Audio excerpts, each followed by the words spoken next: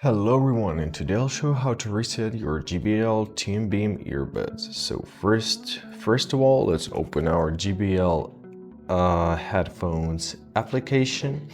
Now scroll down until you'll see support section. Here it is, click on it. Here you have to find in the product help section, find a reset to factory settings. Click here, tap reset. And now your earbuds are reset and ready to be connected. There is a second way of resetting your JBL Tune Beam earbuds. So in order to do this, pull out your right earbud from the case. Now here where you can see the light flashing, tap on it 2 times, 1, 2, and on the 3rd time, hold it. Give it a few seconds. Now your earbuds are disconnected and reset. I hope this video was helpful. Thank you so much for watching. Have a good day.